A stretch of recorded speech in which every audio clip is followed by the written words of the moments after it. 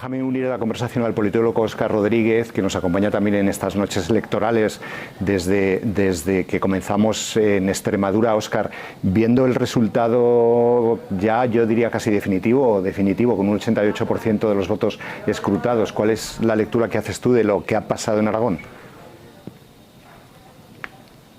Creo que estás muteado, Óscar. Creo que estás muteado. No sé si me oyes tú a mí, pero creo que no te escucho. Te oigo, creo que perfectamente. Vale, yo también. Nosotros ahora a ti también. Cuéntanos qué. Perfecto. Sí, no. Habrá que ir por partes, como decía Jack el Destripador, porque hay muchas partes que analizar, ¿no?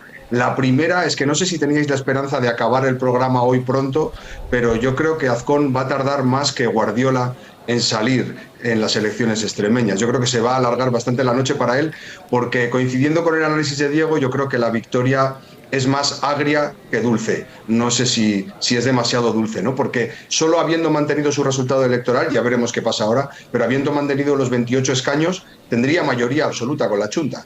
Y por tanto ya podría elegir. Y sin embargo, la convocatoria le ha llevado a este resultado, que por otro lado también, por eso es más agrio, tapa un batacazo histórico del Partido Socialista Obrero Español, al que ahora además no le sirve la excusa de que tenía un mal candidato y que estaba inmerso en un proceso judicial y todo este lío que se montó en Extremadura, sino que iba con una primera espada, ¿no? Que ha estado, bueno, dándonos cuenta de los consejos de ministros en los últimos meses. Por tanto, bueno, creo que no le ha salido demasiado bien la jugada al Partido Popular. Me gustaría también poner sobre la mesa quizás la parte de la participación, porque hay cosas interesantes aquí, y solo en la noche electoral hablamos de participación, porque luego ya entramos en la vorágine de los pactos y no lo tratamos, ¿no? Pero ha habido una participación igual a la que hubo en el 2023, con la diferencia de que no ha habido elecciones locales, bajando además el voto en blanco y el voto nulo. Por tanto, que ha habido una participación interesante. Y ese es un dato a tener en cuenta por parte de todos los partidos. Y en términos generales, donde ha ganado el Partido Socialista Obrero Español, que son municipios pequeños o municipios medianos, en términos generales, en esos municipios baja la participación. Ahí los alcaldes del Partido Socialista pues tienen cierto tirón. El no haber concurrido en esas elecciones o no haber prestado apoyo quizás entusiasta, pues puede haber afectado ahí en el resultado electoral, ¿no? Y un último dato en torno a la participación. El Partido Popular ganó en las tres capitales, Zaragoza, Teruel y Huesca, hace 2 años. Hoy ha vuelto a ganar, pero perdiendo votos, y Vox los ha ganado duplicando el porcentaje de votos que pierde el Partido Popular. Digo porcentaje, no número de votos, porque todavía está muy lejos. Pero Vox ha crecido el doble de lo que ha perdido el Partido Popular en esas capitales. Por tanto, Vox ya no es un partido que se puede asociar al mundo rural o al campo, sino que, bueno, aquí está la prueba de que crece también en el mundo urbano. Y quizás es por esto que decía Mariam, ¿no? O sea, que está ofreciendo algo que los demás han dejado de ofrecer, con recetas simplistas, pero dicen cosas que importan a la gente. Déjame decir que creo que me he equivocado de forma repetitiva. Con Aragón Existe, que he dicho que duplicaba sus escaños, y realmente no, lo que pierde es un escaño. Tenía 3 y ahora tiene 2. Lo he debido decir varias veces a lo largo de la noche, pero bueno, como los espectadores son más listos e inteligentes que ellos, se habrán dado cuenta de que era un error. Ahí también la posibilidad de pactos que mencionabais los dos, lo podemos ver gráficamente como esa posibilidad existe solamente con 2 partidos, el Partido Popular y Vox, que es la suma de 34 escaños, que son los que hacen la mayoría absoluta. Esa otra posibilidad que decía Óscar, si hubiese mantenido la ventaja que tenía el PP antes, o los resultados que tenía el PP antes, solamente con la Chunta, podría haber hecho un pacto de cordón sanitario frente a Vox, o al menos tenía esa posibilidad de negociarlo con otro partido, incluso incorporar ahí hasta otros partidos con los que parece mucho más complicado, como Izquierda Unida y Sumar, o con los que parece mucho más fácil, como Aragón Existe. Pero ahora mismo ya la única posibilidad de pacto sería esa, la de pactar con Vox. Os pregunto a los dos también por la sensación que tenéis de lo que habéis trabajado en la campaña, o lo que habéis analizado esta campaña política, o estos giros de... Vox no tiene más remedio que entrar en el gobierno? ¿Vox querrá entrar en el gobierno? ¿El PP podrá evitar eso?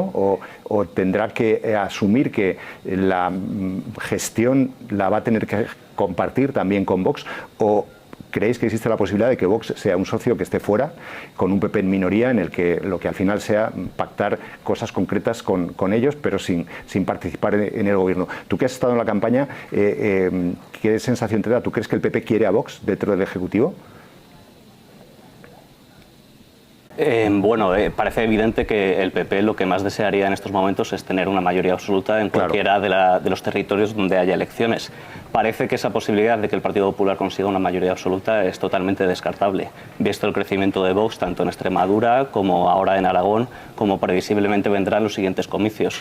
Tengo yo mis serias dudas también de que la extrema derecha quiera entrar en los gobiernos autonómicos. Veremos a ver a lo largo de las negociaciones y qué pueden conseguir o qué pueden que no, pero tiene pinta de que el partido de extrema derecha querrá vender muy cara el apoyo a una investidura del Partido Popular, ya sea dentro o fuera de los gobiernos, y que en este momento al Partido Popular no le queda otra que aferrarse a la extrema derecha. Lo vimos en el final de la candidatura aquí de Aragón, donde Vito Quiles fue a un acto del Partido Popular e intenta acercarse más a posiciones de extrema derecha, aunque no consiga restarle ningún tipo de voto a Vox.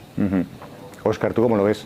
A todo esto no hay pacto todavía en Extremadura, que no sé hasta qué punto el resultado de hoy influye también en la fuerza que Vox tiene o que pueda tener en Extremadura, aumentando también su poder, ¿no?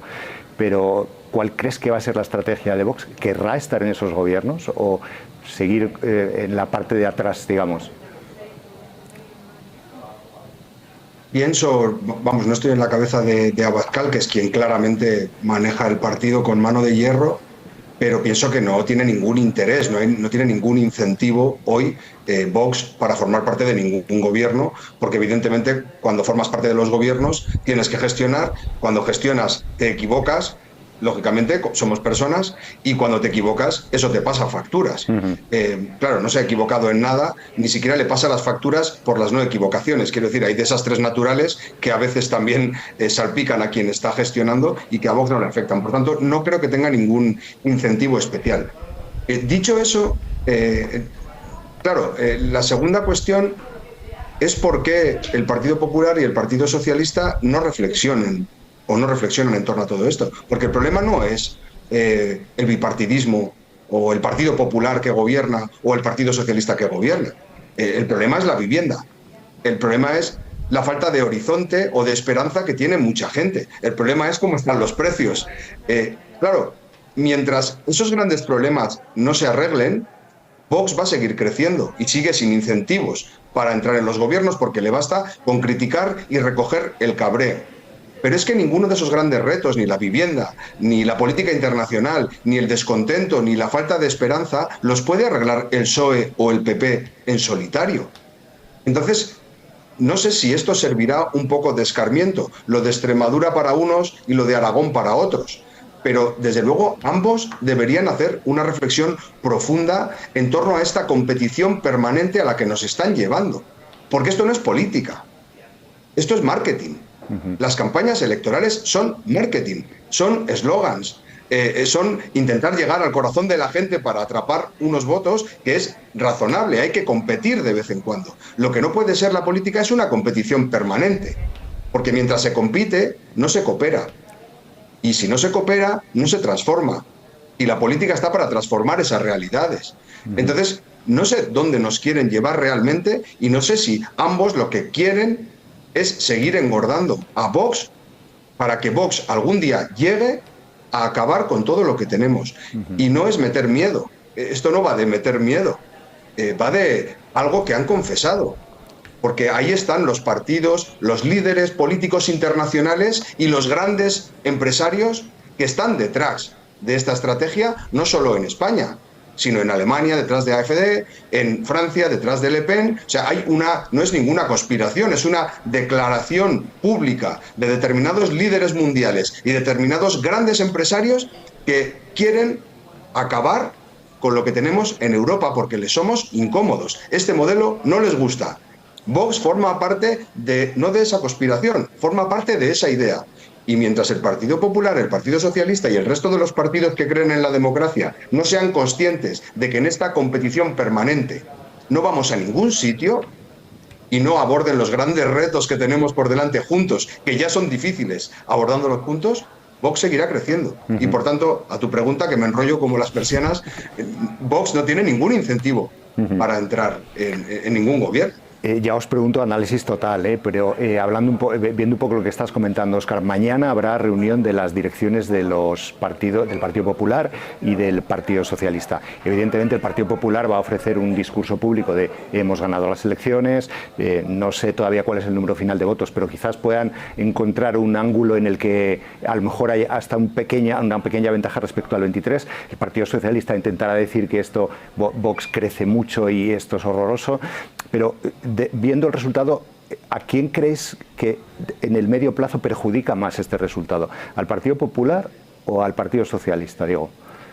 Bueno, ambos casos son bastante dramáticos en líneas generales. Primero nos encontramos a un Partido Popular que, pese a que se pueda llegar a poner la medalla de que ha ganado las elecciones, sabe que su futuro está irremediablemente condenado a Vox, es decir, que en pocas ocasiones podrá hacer política más allá de lo que decida la extrema derecha, y se está viendo a lo largo de los meses y en las diferentes elecciones, y lo vamos a ver también a lo largo de este año, que es un año bastante electoral, veremos que tiene una absoluta dependencia de la extrema derecha. Es algo que le perjudica y que además muchos de los votantes de la extrema derecha vienen del Partido Popular. Por otro lado, para el Partido Socialista es aún todavía más dramático. La situación mala del Partido Socialista en las elecciones autonómicas viene de largo. Recordemos que antes de las elecciones de 2023 el Partido Socialista también tuvo un desastre de resultados donde perdió bastiones históricos. Ahora mismo Pilar Alegría, que como bien decía, es una espada fundamental dentro del gobierno de Pedro Sánchez. Recordemos que ha sido ministra y que ha sido portavoz del gobierno, y está teniendo, si no el peor resultado, cerca del peor resultado de su historia. Con Javier Lambán en 2015 se quedó con los mismos 18 escaños que tenemos ahora mismo. Veremos el porcentaje de voto, pero está sacrificando una de las figuras más importantes dentro de tu gobierno para sacar un mal resultado en Aragón. En Extremadura pasó algo bastante similar y tiene pinta de que todo va a seguir en la misma línea. La agonía para el Partido Socialista es que elección tras elección los resultados no es que no mejoren, sino que siempre hay un suelo más bajo todavía al que llegar. Vista esta situación, el análisis es claro. Hay una situación de extrema derecha que está creciendo, viene de largo. Recordemos que estas ideas, esta forma de hacer política viene desde forma internacional. No es casualidad que esté Javier Milei, no es casualidad que esté Donald Trump, y luego da la sensación de que los electores están castigando mucho. La vivienda es un problema que después de 7 años en Moncloa no se ha solucionado, es más, ha empeorado.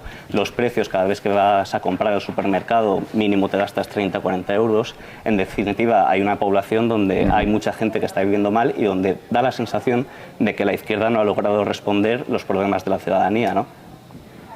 Estamos viendo en directo, por cierto, imagen de la Chunta. Jorge Pueyo, el candidato de la Chunta aragonesista, que es diputado también de Sumar en el Congreso, está a punto de intervenir. Óscar, no sé, empieza, si quieres tú, me interesa mucho saber a quién te parece que perjudica más este resultado, si al PP o al PSOE, pero te voy a tener que cortar en cuanto empiece a hablar a Jorge Pueyo para ver qué nos cuenta de lo que ha sido este resultado, que para las Chuntas es también importante, pasa de 3 escaños a 6, pero a nivel estatal, con lo que nos contabas antes, ¿quién crees que sale más perjudicado a medio plazo con este resultado?